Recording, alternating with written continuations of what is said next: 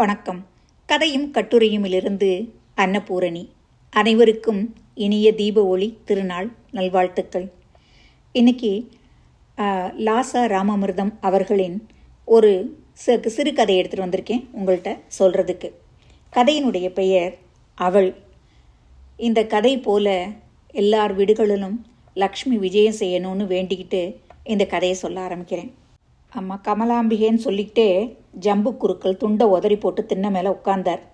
பேரை சொல்லி சொல்லி அது மூச்சோடவே கலந்து போய் மூச்சும் நாமமும் வேறொன்னும் நினைக்கவே மறந்து போயிடுது.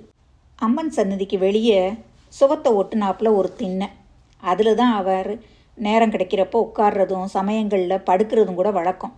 இன்னைக்கு பௌர்ணமி. நடுநிசியில் கர்ப்பகிரகத்தில் ஒரு சந்து வழி சந்திரன் அம்மன் முகத்தை வியாபிக்கும் போது அவள் கண்ணு ரெண்டும் அப்படியே விழிச்சு எழுந்திருக்கிறது போல மாயம் காட்டுவதற்காக காத்திருப்பார். அவருக்கு அது கண்கொள்ளா காட்சி. கமலாய தாஷி. ஏனோ தெரியல, மனசு அலசி பிழிஞ்சு உலத்துனா போல துல்லியமாக லேசாக குளுமா வழிஞ்சு நினைஞ்சிருந்தது. கைகளை கோர்த்து தலைக்கு வச்சு மல்லாந்து படுத்தாரு. கண்ணுக்கு நேர கூரையில் கல் தாமரை. கோவிலுக்கு பக்கத்துலேயே சொப்பாட்டம் வீடு, ஒரு சின்ன அறை, அதுக்கேற்ற கூடம். இந்த 2 கட்டைக்கு போதாதா? அகிலா 2வது ஜாமத்தில் இருப்பா. அவளுக்கு இப்போ கொஞ்சம் முடியலை, வயசாயிடுச்சு இல்லையா? 2 பேருக்கும் வயசு வித்தியாசம் 5 வயசு. உறவு விட்டு போகாமல் இருக்க அவளுக்கு 5 வயசுலேயே போட்ட முடிச்சு. சட்டம் இருந்தாலும் கிராமத்துக்குள்ளர வராது. ஆனாலும் புத்திர பாக்கியம் கிடையாது. விரதங்கள் முடிச்சது தான் மிச்சம். யார் மேலே குத்தோனும் ஆராய விஞ்ஞானம் அந்த அளவுக்கு அப்போ வளரலை. வளர்ந்துருந்தாலும் அந்த உதவியை தேட தோன்றி இருக்காது. நமக்கு பிராப்தம் அவ்வளவுதான், அகிலாண்டேஸ்வரியுடைய சித்தம். அதனால நம்ம வசத்தில் என்ன இருக்குது? உறவில் ஒரு பையனை ஸ்வீகாரம் எடுத்துக்கிட்டார். பின்னால் தனக்கு வாரிசாக இருப்பேன்னு வரிச்ச பையன் ஒரு நாள் கிளங்காட்டம் பொன் கட்டி அவருடைய ருத்ராட்ச கண்டியை எடுத்துக்கிட்டு ராவோட ராவா மறைஞ்ச வந்தான்.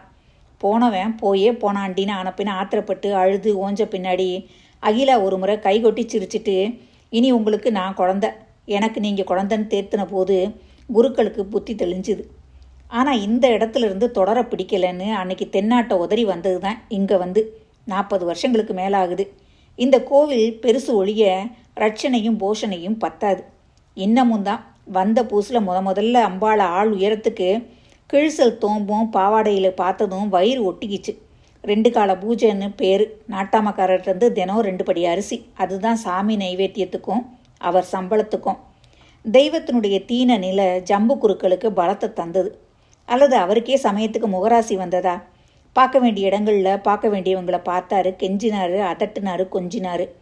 முயற்சி ஓரளவுக்கு திருவினையாச்சு. ஓரளவுக்கு தான் அம்பாளுக்கு உடுக்க மாற்ற முடிஞ்சுது.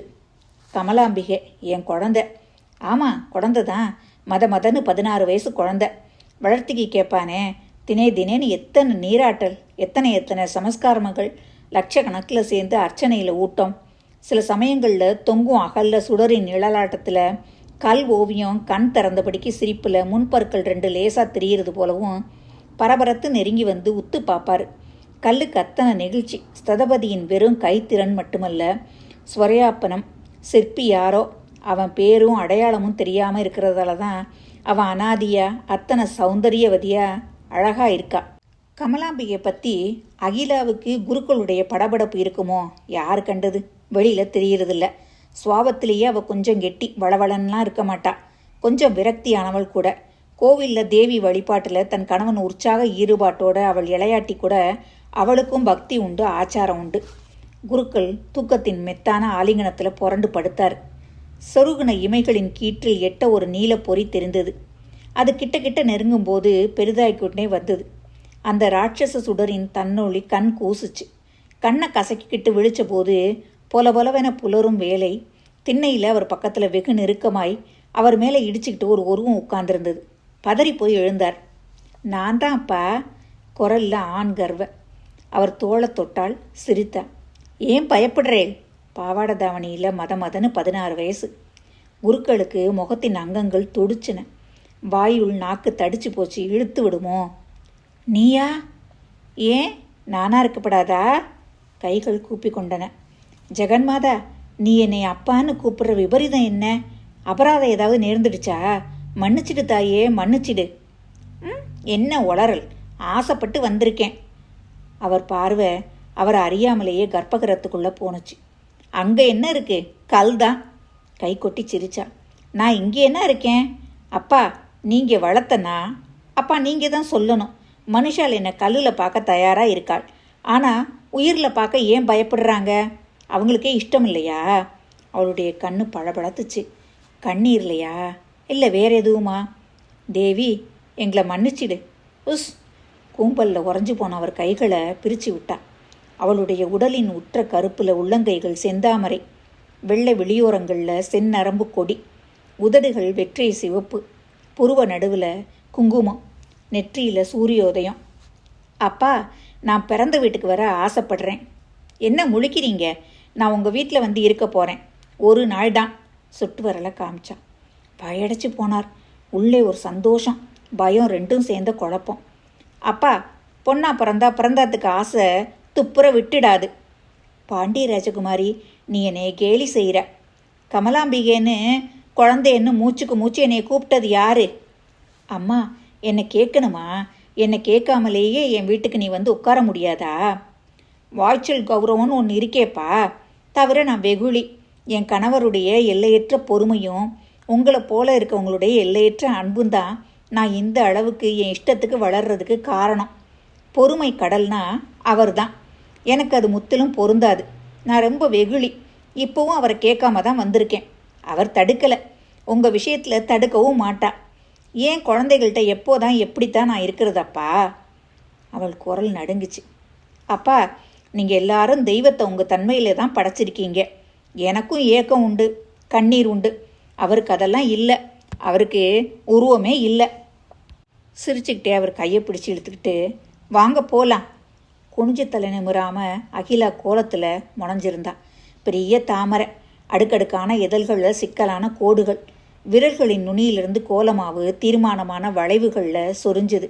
இந்த வயசுலேயும் அகிலா நிறம் குறையவே இல்லை, அழகாக இருந்தா. கண்ணை பறிக்கிற ஒரு தினுசான வெளிரி சிவப்பு வயசுக்கு மயிர் நரைக்கலை. அவளுடைய கூந்தல் எண்ணெய் ஸ்நானத்தில் புசு புசுன்னு அழகாக அப்படியே படந்து போயிருந்தது. தாடைகளில் கழுத்தில் இப்போ தான் சுருக்கங்கள் லேசாக தெரிய ஆரம்பிச்சிருக்கு. பட்டு புடவையில் இருந்தா. வெள்ளிக்கிழமை இல்லையா? கோலத்தினுடைய வெளி ஓரங்களை சரி பண்ணிட்டு பார்வையை திருப்பும்போது பூவினுடைய மையத்தில் 2 பாதங்கள் நிற்கிற மாதிரி பார்த்தா. கண்ணு மெதுவாக மேலே தூக்கி பார்த்தா. யார் இந்த பொண்ணு? எப்படி கோலத்துக்குள்ளே வந்தா? என் பாதங்களுக்கு அளவெடுத்த மாதிரியே இருக்கே அம்மா. அகிலாவுடைய விழிகள் வட்டமாச்சு. எனக்கு ஏன் இவள் மேலே கோபம் வரலை? வந்தவளுடைய கண்கள் அவள் மேலே குனிஞ்சு சிரிக்கையில் அகிலாவுக்கு என்னமோ பண்ணிச்சு. வயிறு திறந்துக்கிட்ட மாதிரின்னு சொல்லலாமா? கோலத்தில் சில கோடுகள் அழிஞ்சிருந்தது. பக்கத்தில் கைகட்டி நின்ற குறுக்கள் மேலே அவள் பார்வை போச்சு. அகிலா, இவன் நம்மோட இருக்கிறதுக்கு வந்திருக்கா. அகிலாவோட புருவங்கள் உயர்ந்தன. உடனே சமாதானப்படுத்துகிற மாதிரி அவர், இவ கணவன் வீட்டிலேருந்து வந்திருக்கா. கோவிச்சுண்டா?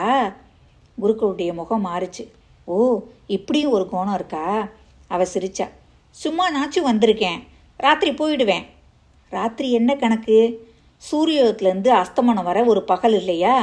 அகிலாவுக்கு புரியலை. உள்ள வா கண்ணு. இல்லை சித்த நில்லு. கோலத்தில் நிற்கிற ஆரத்தி கரைச்சி கொண்டு வர்றேன்.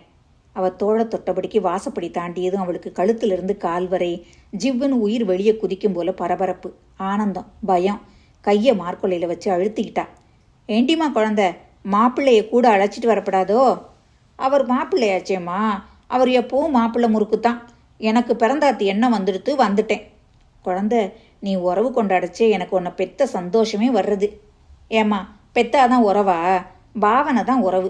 2 பேரும் சேர்ந்து நில்லுங்கோ, நமஸ்காரம் பண்ணுறேன். பண்ணடி கண்ணே, மகராஜியா இரு. அவர் கண்கள் பயத்தில் சொல்லுன்றன. தடுக்க முயன்ற கைகளை சிரமப்பட்டு பின்னுக்கு இழுத்துக்கிட்டார். நமஸ்கரிப்பில் குறிந்த அவள் முகம் நிமிர்கையில் கூடத்து ஜன்னல் வழி வெயில் பட்டு முகமே சிவப்பாய் ஏற்றி கொண்டது. ஜுவாலா முகி.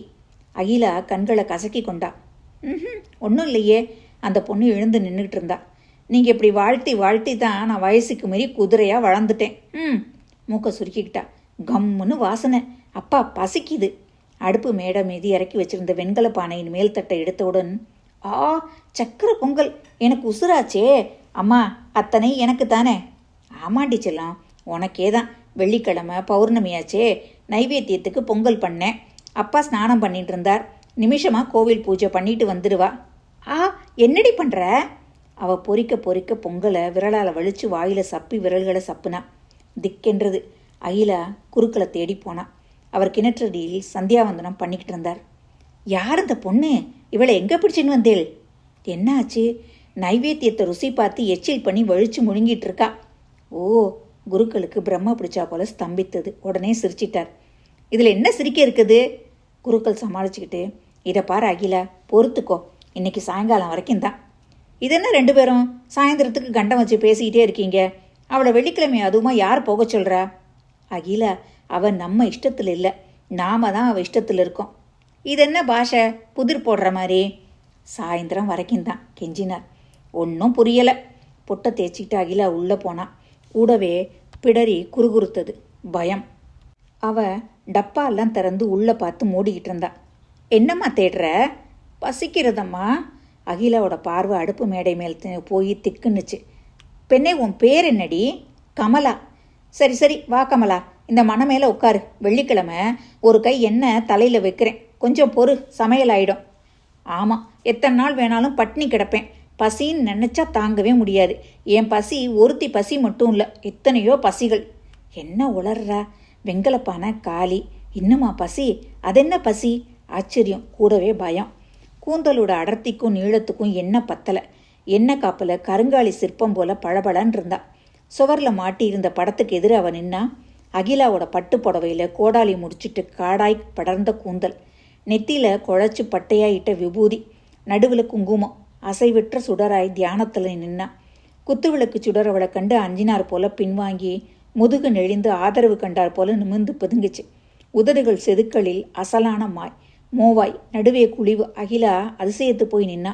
அறியாமல் கைகளை கூப்பி கொண்டாள். பார்க்க பார்க்க இவள்கிட்ட ஏதோ புது புது அழகுகள் தோன்றிக்கொண்டே இருக்கின்றன. அப்படியே கல்லா போயிட்டாளா? பயம் வந்துருச்சு. கமலா, கமலா! அவ தோளை தொட்டு அசைச்சா. விழிகள் மெல்ல திறந்து அவளை அணைத்தன. அகிலாவுக்கு நெஞ்சு விம்மிற்று. என்னம்மா? அவளை அணைத்து கொண்டாள். அகிலா பொட்டென்று உடைந்து போனாள். விக்கி விக்கி அழுதாள். இத்தனை நாள் தனக்குத்தானே ஒப்புக்கொள்ளாமல் தன்னுள் சிறை கிடைந்த தாய்மையின் தவிப்போ. குருக்கள் இல்லை, கோவிலுக்கு போயிருந்தார். அவர் கோயிலிருந்து திரும்பிய போது அவர் முகம் ஒரு தினுசாக மஞ்சள் பூத்து வெளிரிட்டு இருந்தது. என்ன ஆச்சு? அகிலா பதறி போய் கேட்டா. அவர் உதடுகள் நடுங்கின. வாய் ஏதோ சொல்ல முயலும் முயற்சியில் தோற்றன. அவர் கண்கள் அவளை நாடின.